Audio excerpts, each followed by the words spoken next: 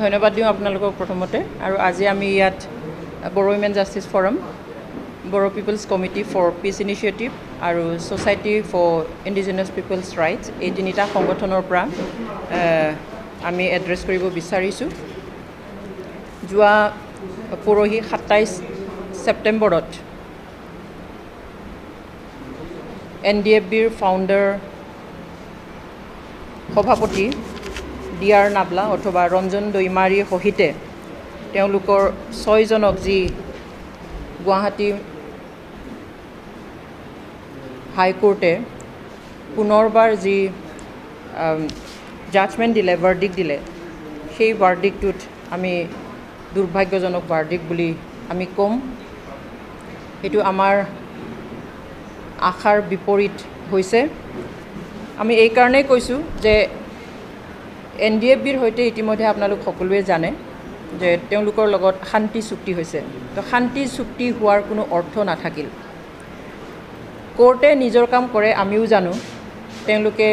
পলিটিক্সৰ লগত কোনো লেনাদেনা নাই বুলি কয় আমিও জানো কোৱাটো আমি শুনো আৰু সকলোৱে কয় কিন্তু এটা কথা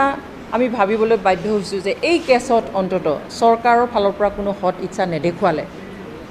হৎ ইচ্ছা দেখুৱাৰ থল আছিল বা দেখুৱাব পাৰিলেহেঁতেন আৰু চৰকাৰে যে হৎ ইচ্ছা দেখুৱাব পাৰে বা চৰকাৰে যে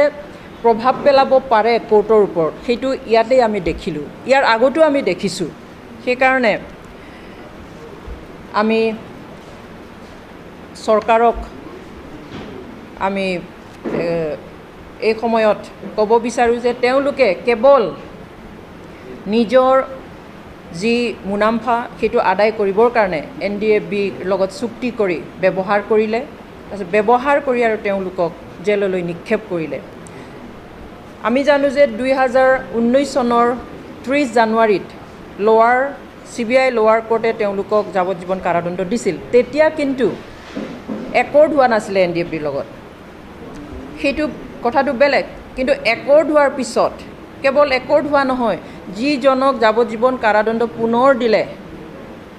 এতিয়া গুৱাহাটী হাইকোৰ্টে সেই মানুহজনক অৰ্থাৎ ৰঞ্জন দৈমাৰীক জেলৰ পৰা উলিয়াই নি চৰকাৰে উলিয়াই নি পেলাই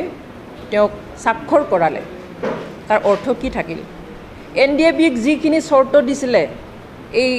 এগ্ৰিমেণ্টৰ কাৰণে সকলো চৰ্ত NDFBয়ে পূৰণ কৰিছে